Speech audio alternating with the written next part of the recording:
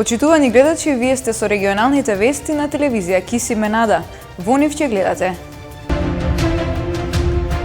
Тетовските средношколци излегува на протест барајќи подобри услови и почитување на протоколите за заштита од COVID-19. Поскапувањето на храната удри по семејниот буџет, а најавите за повисока цена на струјата граѓаните ја доживуваат како ризик за тешка финансиска криза во домот. Предавање со наслов «Композиторите на македонското филмско платно», одржано во просториите на Тетовското средно музичко училиште.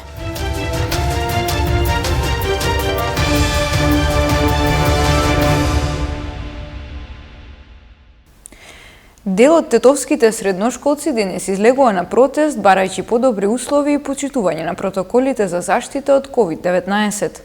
Тие заедно со нивните родители посочуваат дека учениците кои патуваат од селата се изложени на ризик, бидејќи често бројот на патници во автобусите и комбињата се надминува. На протестен собир денес средношколците од 3-та и 4-та година на настава на македонски јазик во гимназијата и во средното економско училиште во Тетово алармираа на опасноста на ширење на заразата со COVID-19 во превозните средства. Велат дека во нив не се почитуваат протоколите и често има преголем број патници, поради што учениците од селата се изложени на ризик. Покрај тоа бараат и поголема хигиена во училиштата.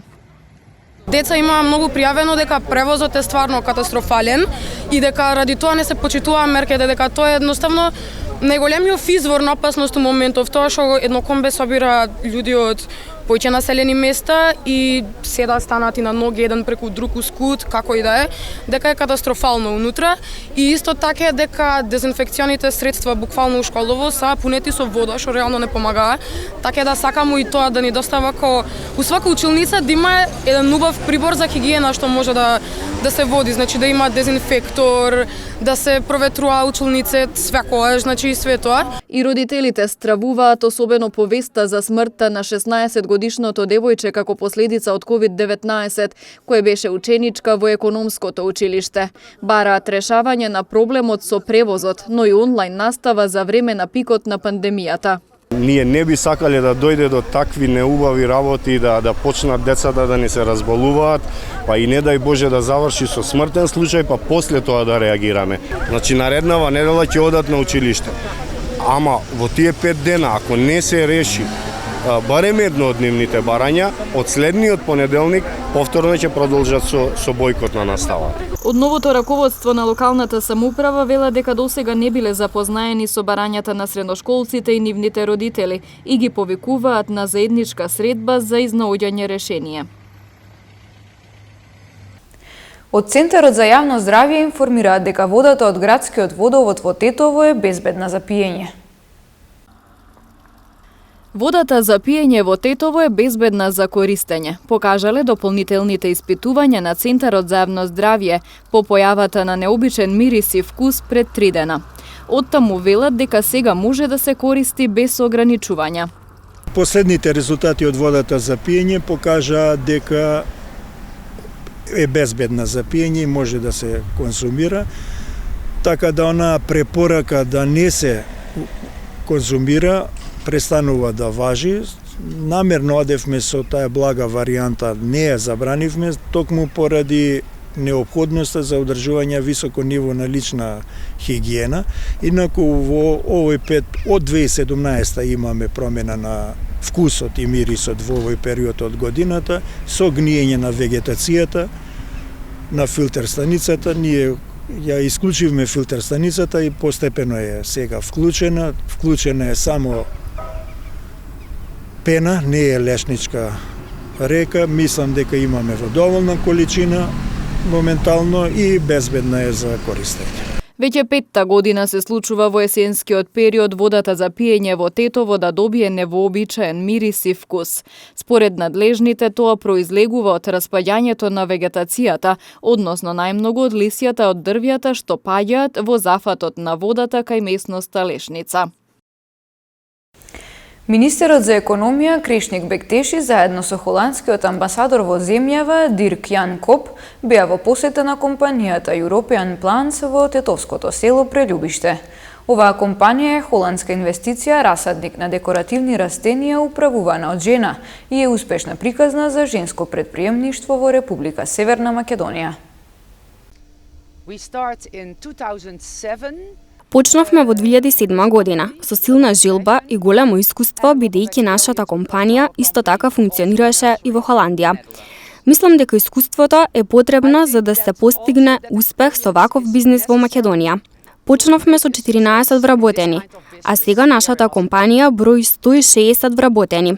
Нашата плантажа се простира на 350 хектари со растенија.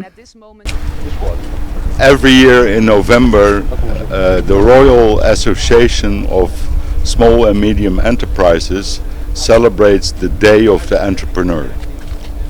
Секоја година во ноември Кралската асоциација за мали и средни предпријатија го слави денот на предприемништвото. And we define small and medium as fewer than 250 employees, but the way this company is growing, probably very soon they will not be in this category anymore. Во Холандија ги дефинираме малите и средните предпријатија со големина до 250 вработени, но со темпото со кое што расте оваа компанија, можам да кажам дека сигурно ќе биде во оваа категорија. My country earns about 80% of its national income outside its borders. Мојата земја има добивка од 80% добивката ја остварува надвор од своите граници. Денеска со амбасадорот на Кралство Холандија одлучивме да во рамки на денот на предприемништвото што се слави во Кралство Холандија да дојдеме во посета на холандска компанија во Северна Македонија, компанија која покажува резултати во континуитет, како што наведе и соседничката, дека од 2007 па до денеска веќе се зголемени бројките на вработување од 14 до 160 вработени моментално кои работат токму во оваа странска компанија, која има над 5 милиони евра извоз од нашата држава, а дополнително на тоа имат и развојни планови се со цел да ја зголемат производството тука кај нас, а секако да го зголемат и бројот на вработени. Дали колку семејниот буџет им стасува за да ги задоволат основните потреби во домот и како се справуваат со поскапувањето? Ова прашање во анкета им го поставивме на гостиварци кои генерално се сложуваат дека цените се превисоки, а примањата ниски. Поскапувањето на храната удри по семејниот буџет, а најавите за повисока цена на струјата, граѓаните ја доживуваат како ризик за тешка финансиска криза во домот. Во анкета ги запрашавме гостиварци дали и колку парите им стасуваат за да ги задоволат основните потреби и како се справуваат со скапотијата. Велат едва и врзуваат крај со крај. Платите и пензиите не се доволни за да се турне месецот, да се купи храна, да се подмират сметките и трошоците за учениците.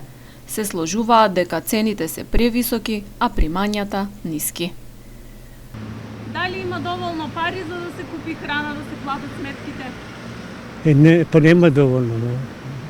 Не може да плати, да. Тешко е тоа.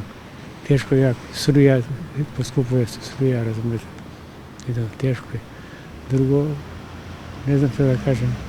Вие како крпите крај со крај во месец? Па јас добием од ова хрватска пензија, само мала пензија е. Па покрием тоа, за јадење, ја пиење, тоа е друго, не можемо. Што треба да деламе, не можемо никако. Моментално не стигнуваат, пошто драстично отидоа цените горе и затоа и не стигнуваат. Со пензии, со мали пензии непокачени 5-6 години, не стигнуваат. Вие стигнувате ли да ги... Ние стигнуваме зашто сме двајца пензионери, жена и ја, одвоени тоа, иначе да си во фамилија не стигнуваат. Зашто најмногу одат пари? Одат во прехранбени производи, во лекови и во ова енергетска, во струја и така. И сега се најавува поскапување? Сега катастрофа. Ја гледам дека нема контрола во цените кај државата. Не ги контролираат, самоволно ги покачуваат и доаѓа до ова криза. А ова не било и во комунизам, нити сега не било ваква. Вака состојбата. А сега, Боже здравје, тоа е. Не стигнуваат апсолутно. Апсолутно. И ова треба државата да води мало рачун. Не мало, него многу. Како ќе стигнем со 6700 динара? Може да стигнем. Само 1000 динара е месечно апчење што купува. Има многу болести има. Вака. Вие добро што прашувате, фала многу, али народот е на криза многу. Господ да помогне за сите. Kad bi bio ovde, ne. Ali pošto ja zavisim najviše od sinovi. Jedan sin mi ima firmu ovde, rabotim sa nego pomalo. Jedan mi raboti vo Švicarska i on mi pošalje kad god da imam dosta prijatelji i tako. A kad bi bio ovde, ne bi nikad stigli. Jer sve se poskupio, gorivo skoro €1,5. Sve po дуќаните, све поскупи. Па слушај, државата е во криза едноставно и да се покачи не е ништо чудно. Мора да се покачат, бо можда во границите. Само толку има. Како издржувате вие? Како издржуваме? Скромно. Што е потребно го купаш, што не е потребно не го купува. И така. Не може да врзиш месецот од 1 до 30 кај. А све покачуваат. Еве сега и струјата чека да покачат. Тешко на сиромавиот. Тешко. Како ќе излагаме накрај? Се потешко оди. Според пресметката на Сојузот на синдикати на 4-члено семејство, месечно му се потребни околу 35.000 денари за покривање на најосновните трошоци. Вредноста на минималната синдикална кошница е во постојан раст поради поскапувањата. Агенцијата за храна на Обединетите нации објави дека светските цени на храната 3 месеци поред се зголемуваат, а во октомври достигнале нов 10-годишен рекорд. Најголемо поскапување има кај житото и растителното масло. Денеска во просториите на Тетовското средно музичко училиште Тодор Скаловски Тетоец беше реализирано предавање во врска со македонската филмска музика. Со ретроспектива на македонските филмови во временски опус од 70 години, присутните ученици имаа можност да научат повеќе за жанрот македонска филмска музика. Предавање со наслов Композиторите на македонското филмско платно денеска беше одржано во просториите на Тетовското средно музичко училиште Тодор Скаловски Тетоец. Во рамки на предавањето беше представена анализа која опфаќа музиката во македонските играни филмови од далечната 1952 година па се до денес, надополнета со аудиовизуелна презентација. Модератор на настанот беше Бистра Георгиева, додека пак предавањето го спроведа професорот Александар Трајковски, чија специјалност е токму македонската филмска музика. Целта е учениците да се запознаат со еден поинаков жанр од оној кој што претежно се изучува во училиштата, со еден жанр кој што е присутен околу нив, меѓутоа не секогаш имаат можност и детално да се запознаат со она што се случува. Мене ми е многу драго што со директорот на училиштето Новица Соколовски се договоривме ова предавање да биде одржано токму во ова училиште, заради тоа што сметам дека од она што го следам и од она што го знам како професионалец, училиштето произведува многу квалитетни ученици, добри кадри кои потоа се вклучуваат во професионалниот музички живот на Македонија. Ја кажавте целта на предавањето, а како дојдовте до идејата? Јас сум истражувач на оваа област, на македонската филмска музика. Мојата книга, која што издадов пред 2 години, е токму со оваа тематика, музиката во македонскиот филм, од Фросина до Лазар. И во неа го обработувам буквално секој филм што е снимен во Македонија, буквално секој парче музика што е вклучено тука. И врз основа на тоа произлезе идејата како сето она што е обработено, истражено и вклучено во книгата да биде представено и пред учениците, пред младите луѓе. Нашата држава може да се пофали со богата и квалитетна филмска музика, истакнува професор Трајковски. Може ли Македонија да се пофали со добра музика која што ја слушаме во македонските филмови? Апсолутно.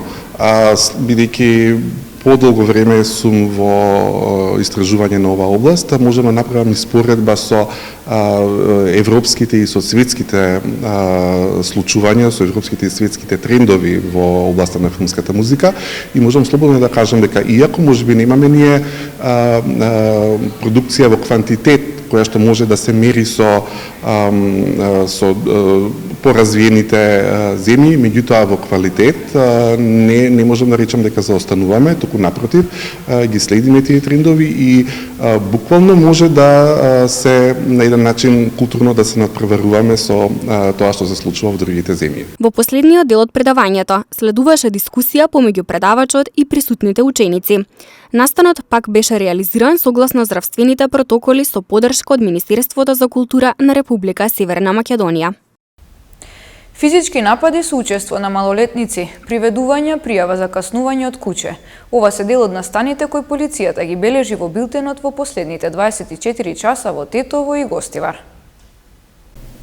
Полициски службеници на СВР Тетово вчера околу 9 часот и 50 минути на улицата Благоја Тоска лишиле од слобода две лица на возраст од 18 и 17 години од Тетово и од Горно Палчиште, затоа што при преглед им била пронајдена марихуана.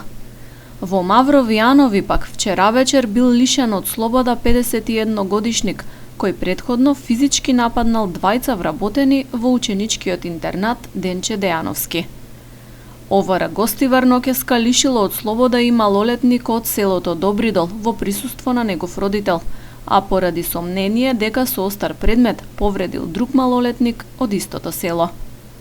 Меѓу настаните во последниот полициски билтен е и пријава за напад врз дете. 41 годишен гостиварец пријавил дека на улицата Сретко Крстевски во Гостивар неговиот малолетен син бил физички нападнат од двајца други малолетници, од кои едниот го познавал. 51 годишна жителка на Тетовска Мала Речица вчера вечер пријавила дека на улицата 182 во Тетово била касната од куќе скитник. 35 годишен тетовец пријавил дека во јуни годинава со лице од Тетовско Џепчиште, сопственик на градежна фирма, се договориле да му извршат одредени градежни работи на негова доградба, а тој како капар му платил одредена сума пари. Но фирмата досега не започнала со договорените работи, а лицето од Џепчиште не му ги вратило парите. Полицијата информира дека работи на расчистување на случаите. Полицијата вчера во Тетовско-Гостиварското подрачје спроведе контрола за техничка исправност на јавните превозници. Откриени биле 21 неисправни возила. Секторот за внатрешни работи Тетово соопшти дека во рамките на континуираните контролни и други активности што ги презема за поголема сообраќајна безбедност, вчера во периодот од 9 до 14 часот на поширокото Тетовско-Гостиварско подрачје спроведена е акциска контрола за техничка исправност на возила кои вршат јавен превоз на патници, пред се на автобуси и на комбиња. При контролата откриени и санкционирани се вкупно 22 неисправни возила, од нив 17 во Тетово и 5 во Гостивар. Најголемиот број од нив имале неисправни сопирачки, кај 2 возила била констатирана неисправност на уредите за управување, додека кај 3 возила неисправност на други уреди. Сите неисправни возила веднаш се исклучени од сообраќај, а санкционирани се и 13 други видови сообраќајни прекршоци, информира СВР Тетово.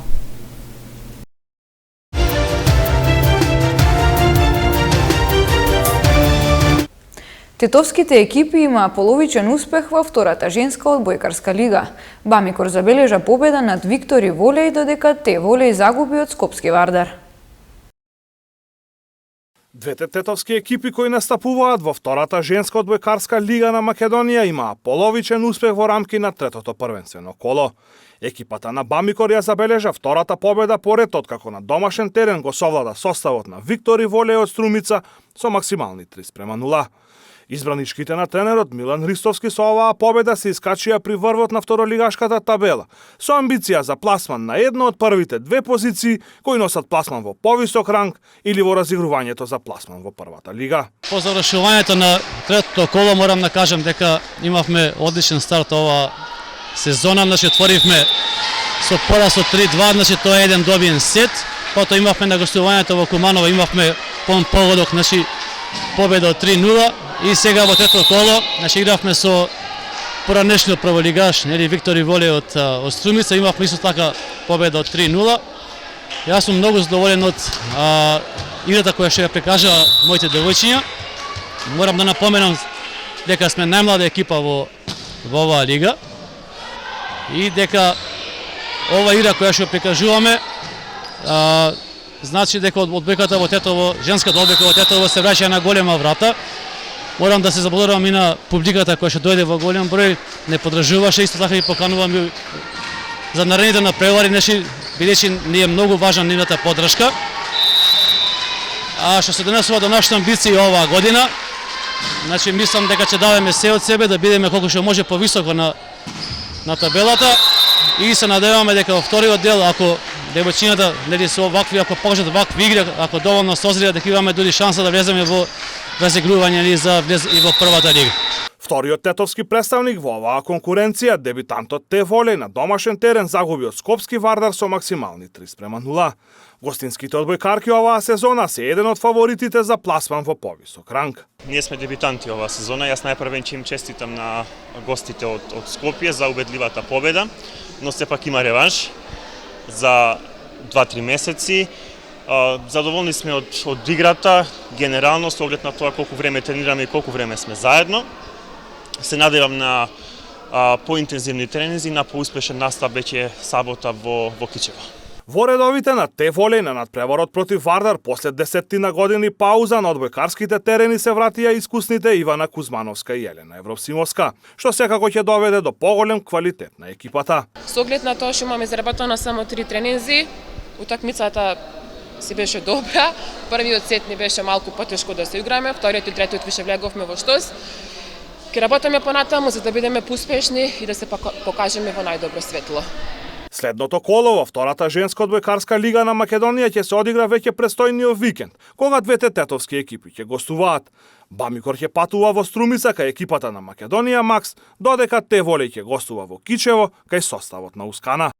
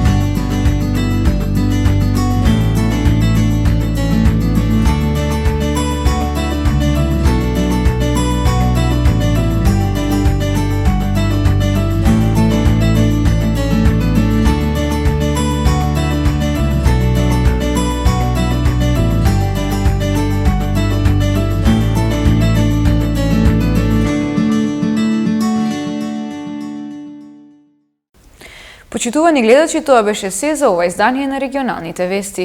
Имајте пријатен ден.